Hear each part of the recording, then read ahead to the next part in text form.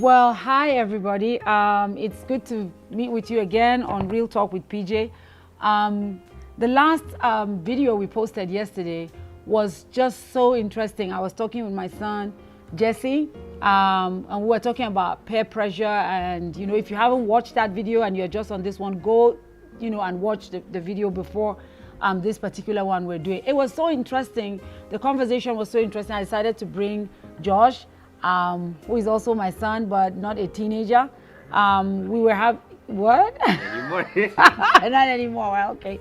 You'll also not be a teenager. Well, like I told you yesterday, he is 15 going on 16.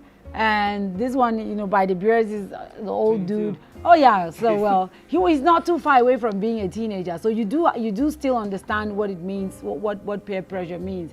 And we rounded up yesterday by Jesse just sharing from his heart and talking to other teenagers what it means to come under negative influence, and how it tells on you, not just on your parents. Because sometimes teenagers miss it, thinking, oh, I'm doing my parents a favor when I live the life that is expected. But then in our conversation, you brought up an angle about parents who also want their kids to do something wrong. And that was like, okay, It happens because, I know people who,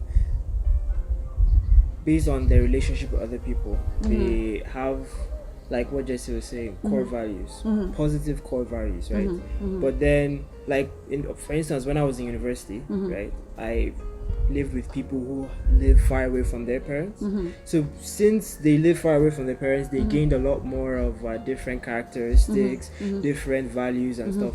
And then once they go back home, they get a different kind of pressure because they go back home, they've changed in a way, but they've changed in a positive way. Then they go back home to their parents who never lived that positive life in the first place, right?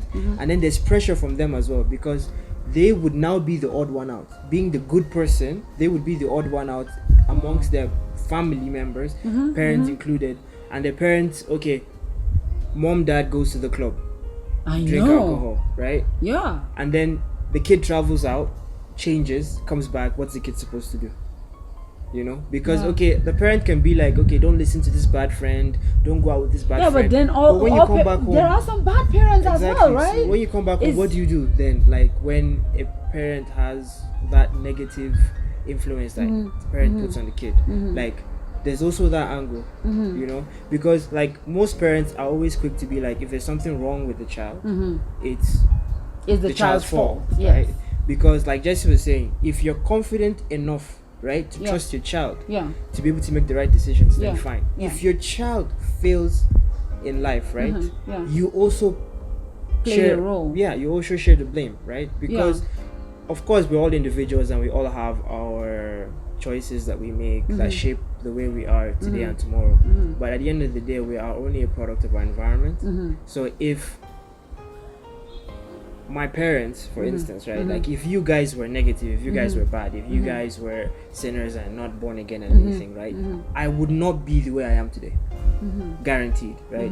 If I make a bad decision tomorrow, right, even though I will share blame, right, we all will share blame. You will share blame, Jesse will share blame, everybody will share blame, because at some point, right, even if it's something as simple as your child, or that your friend or your brother or your sister is on the path of doing something wrong, but you don't correct them, neither do you rebuke them, but you just let them be, and they go and do that thing wrong, you share blame.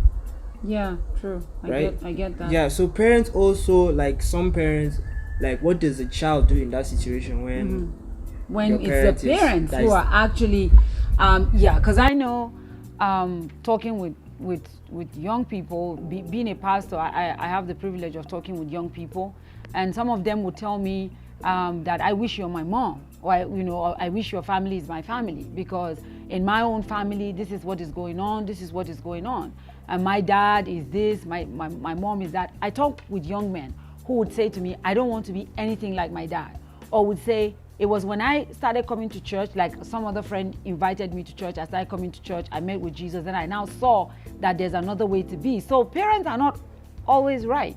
Is that what we're saying? Depending on the parent's knowledge also, or where that parent is that parent born again? Because I don't know what's going to be coming out of a parent who does not know God.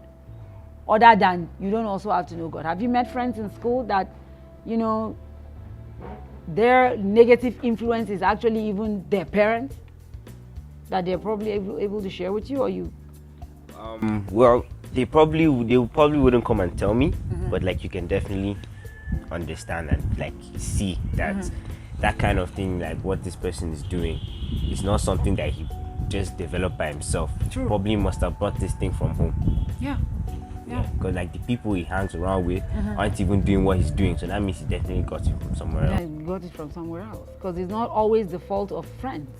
It's not always the fault of friends. It's parents also, you know, not living the life, you know, that they want to see. I know that there's that part of parenting. There is no school where parents go to be taught how to be parents.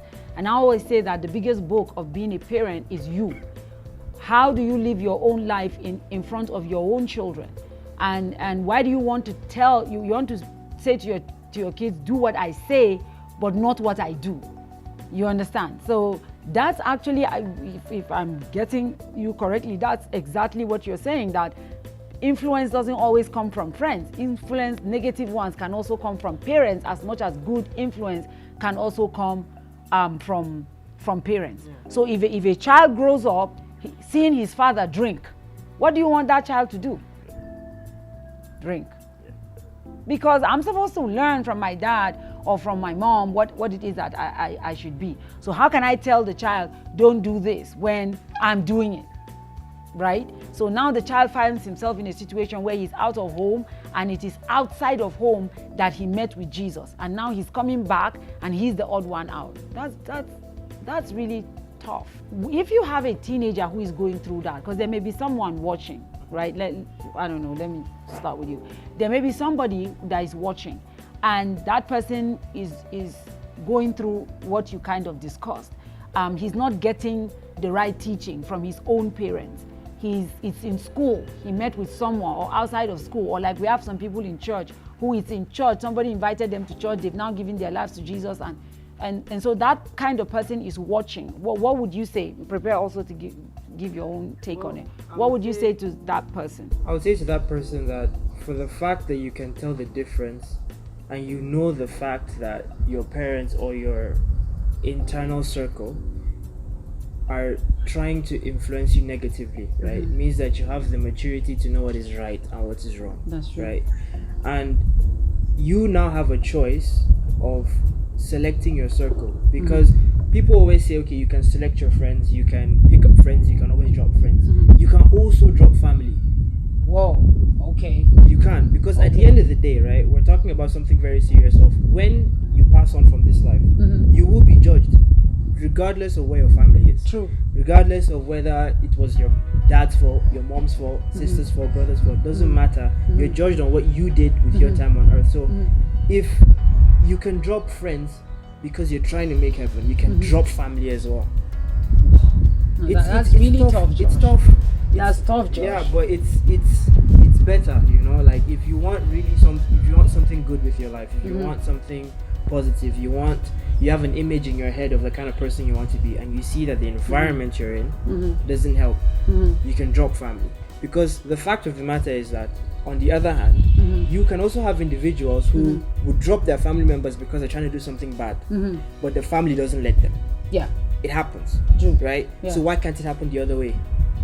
I get you. Jess? Well, I think that Did you just hear what your brother said? I did. Were you here? Okay. Okay, so I think that if like your family is posing an issue to like your strength and your faith in Christianity, then I think it all depends on if you know that, okay, they're my family, right? I'm supposed to be with my family, supposed to love them, but I'm not going to still let what they're doing influence what I'm doing. Like Josh said, when you reach heaven, God's not going to ask you what your family been doing. He's not going to judge you based on what your family has done, on what you've done in this life. Yeah. So I think it's best that you should come to terms with yourself and just know that as an individual, you have the obligation to make sure that you improve in this life, you do what's best for you, and make sure that you make it to heaven, because that's what it's all about at the end. That's what it's all about at the end. Yeah. I also want to add something, because there's also a point where some people might be in a position where they think that their presence in that negative environment is positive, because they'll be like, God has put me here to bring change. Yeah. Right? That I've met a lot of people who will be like, I'm still in this relationship, or I'm still friends with this person, or I'm still hanging around this person because I'm trying to change the person. Right? Yeah, right. Yeah. And then at the end of the day, they're the ones who end up changing. I know. Right? Because especially when you talk about relationship, because you know what? He'll change, bro. Yeah. See, he's not going to change. If the guy is a bad guy, if the girl is a bad girl, that's right? it. That person probably, let's assume, right? A 22-year-old is dating a 26-year-old. 26-year-old being the guy, 22-year-old being the girl, right? Okay. And let's say the guy is bad. Right? The guy is like trying to influence her to do like to sin, to do different things, and then she's like, okay, I'm a Christian, I'm a good Christian, I'm gonna try and change him, right? That guy spent 26 years being bad, man. Being bad. You That's think right. you're gonna come and change him in 1 year, 2 years, 3 years? Are you ready to wait for 26 Are you ready to wait 26 more years I know. to change that guy? I know. Do you have the strength to wait 26 years to change a person? Well, you shouldn't even. You don't even have the power to change nobody. Exactly. People have to want to change, and then they change. Then they gravitate towards what makes them change. Not that they want to change, somebody else is going to change them.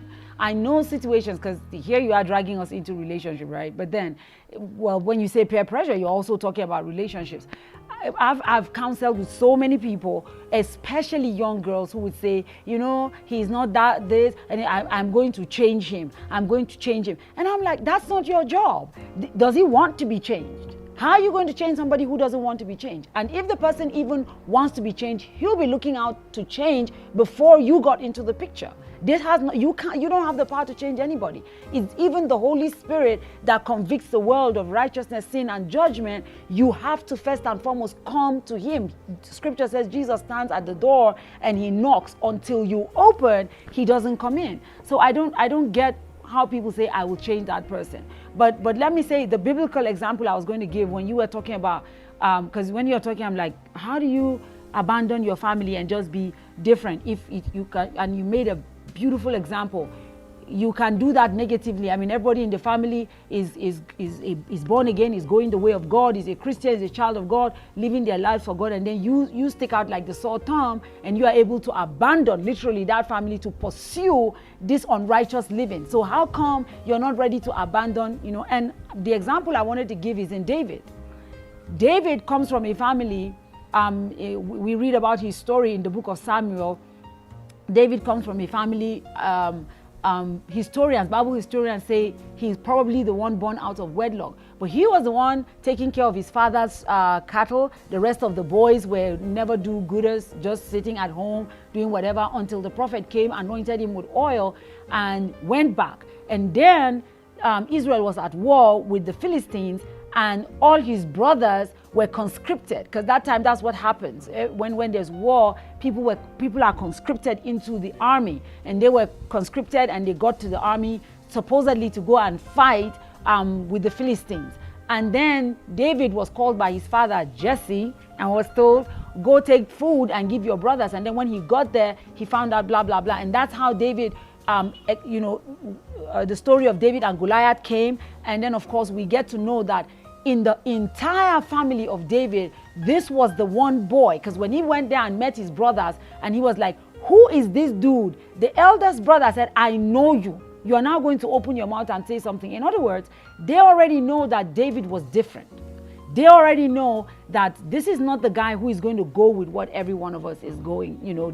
So David created his own niche. That's why he would sit with the animals away from everybody else. He's worshiping God in writing his psalms and all of that. So I do agree that you can come to the place where you take responsibility. I would say you take ownership of your own life. If everybody in your family isn't born again, Jesse made a point. He said, it's your job to love your family, but you have to be strong enough to say that this is the way I want to go in my life. And this is because people do that negatively all the time. So how come when it is positive, they don't want to do it? Everybody that talks about people being bad, they can turn their back on their family, they run away from home, they do whatever, only to pursue what is wrong.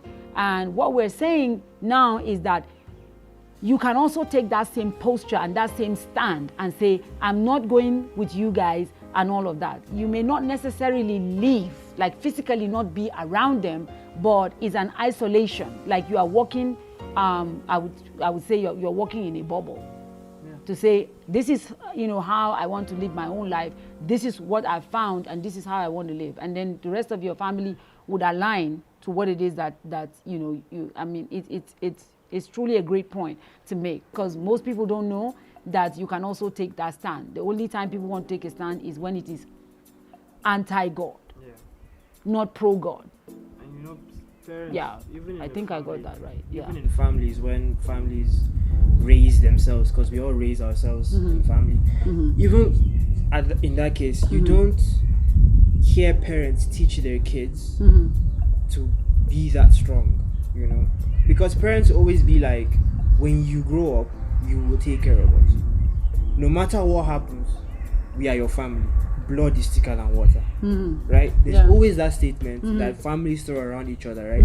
So it now becomes difficult when you want to separate from your family for positive reasons, but you can't, because the families have already put in their minds that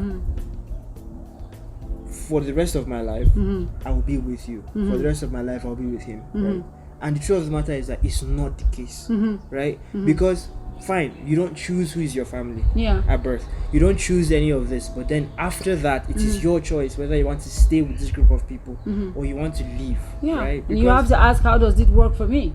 How does this work for me? So let me just drop in here and say to parents, you want your kids to be around you for the rest of your life, then be someone they want to be around, right? I hope I'm the kind of one you want to be around. Yeah, you better say yeah. Well, anywho, but be what your kids would want to spend time with, not they want to spend time away from, simply because they don't like how it is that you're treating them. So I want us to gravitate towards Jess, good. Good peer influence, not pressure now, right? So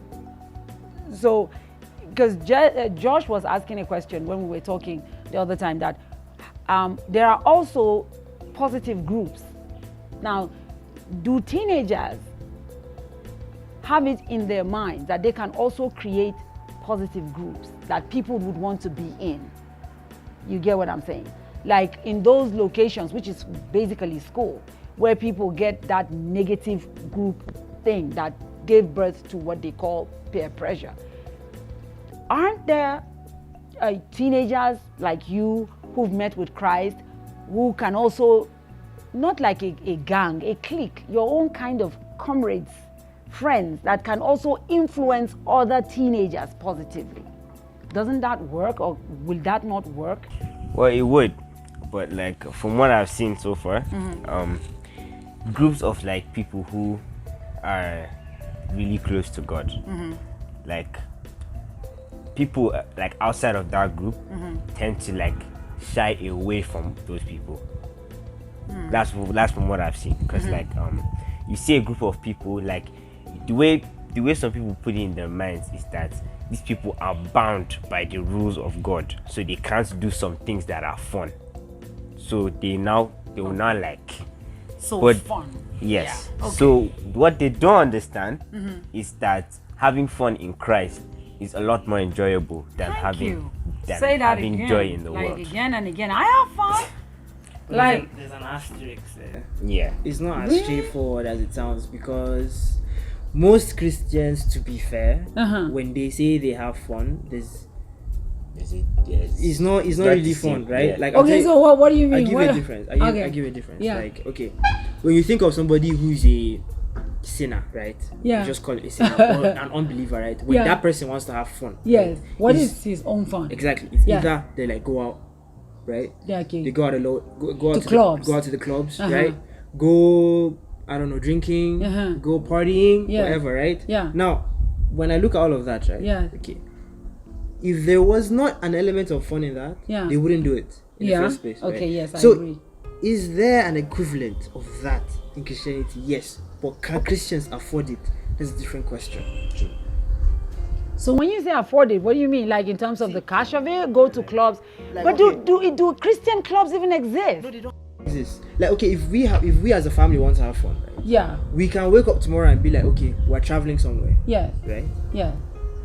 And then when another Christian family, right, Yeah. who are not as blessed as we are, Yeah. right, when they want to have fun, what do they do?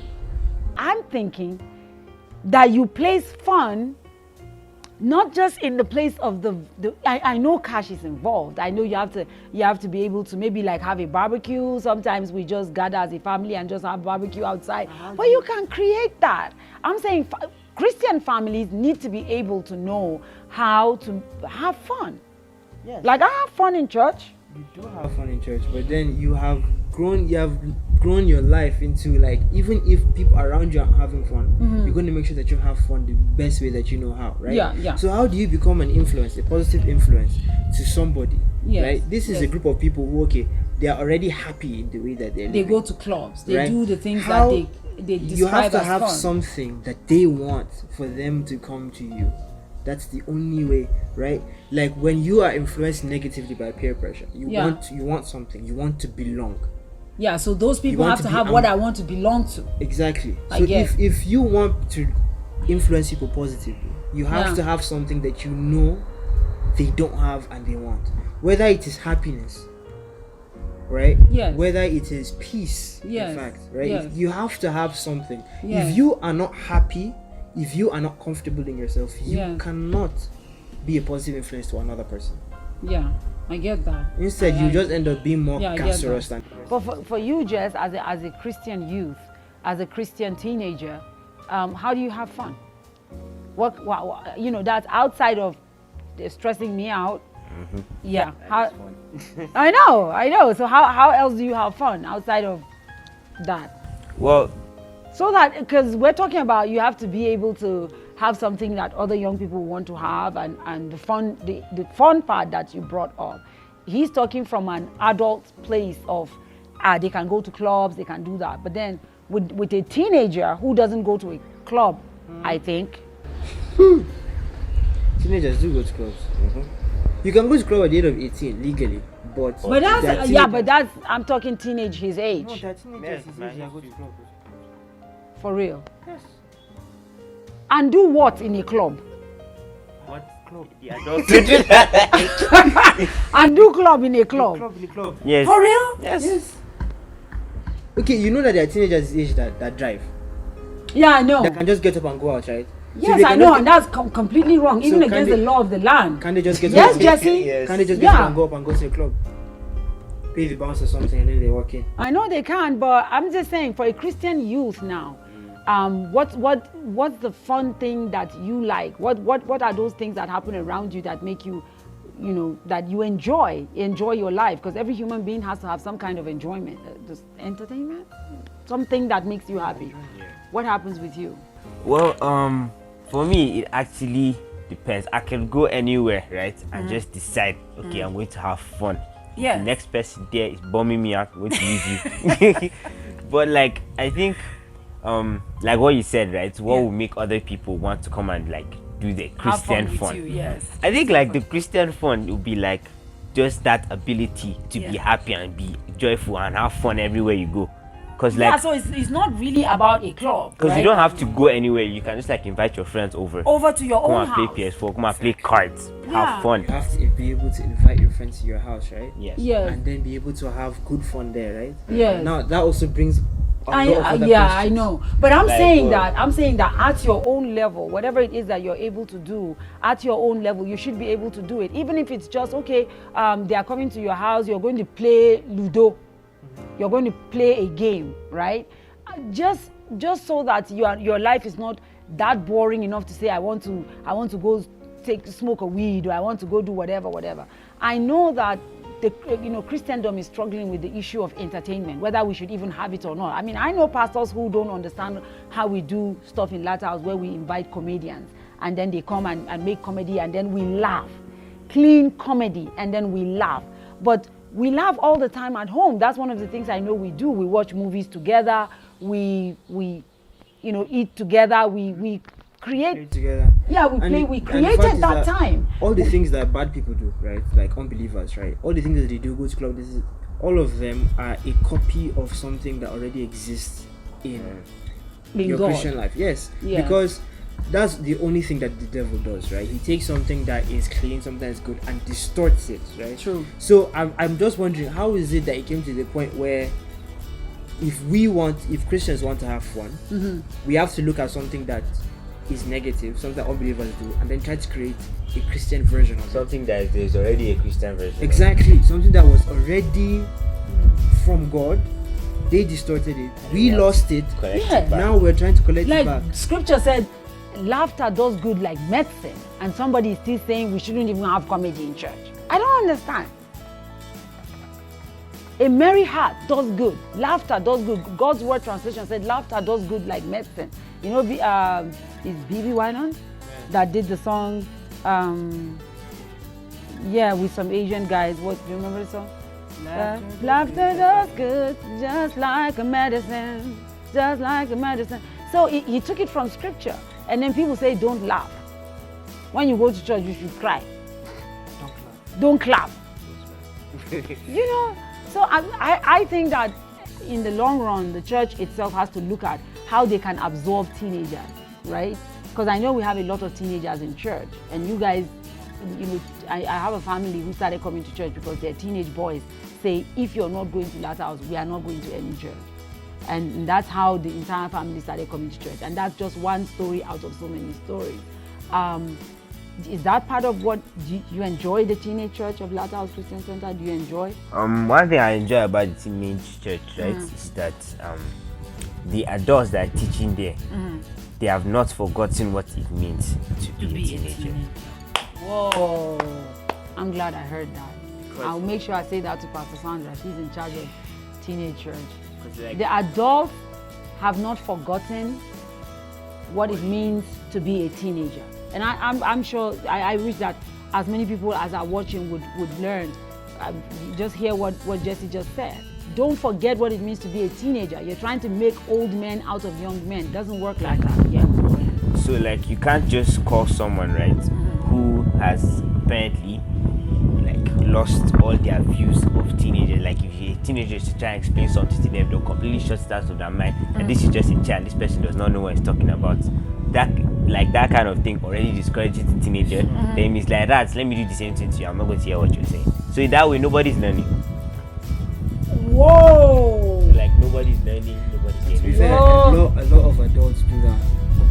Whoa! So when the adult treats you like you're a child, you don't have anything I will learn from you, then the teenage mind also says, okay, I'm not also learning from you. Yes. So you just keep talking. That's why sometimes I talk with parents and then they say, when I'm talking to my child, you just blank. In other words, that child is saying, get done with what you have to say and let me leave. Because that's probably what you've done to the child too. You might not realize it. Yeah. Because your child can just come and meet you and start telling you something about his day, right? And he's trying to get to like an important point or something, and then you just shut him down. And then at that point, it's already registered in their mind that if I should tell my parents this, they're not going to listen. So I'm not going to listen to what it's like a revenge type It of could something. also be that the child is trying to tell the parents something that's going wrong in their life, but the parent doesn't listen. It's like, you don't know what you're saying. It's not what you think it is. If you're just a child, you don't understand. When you know, you know. And the child is like, well, I'm going through this thing. And you think you're just playing it down as if it's already happening. Okay, so what we're going to do, can we do this again tomorrow? You all are ready? Can we do this again tomorrow? And continue, because I'm hearing things that I think a lot of parents need to hear. So I love you, and I'll see you again. Bye-bye.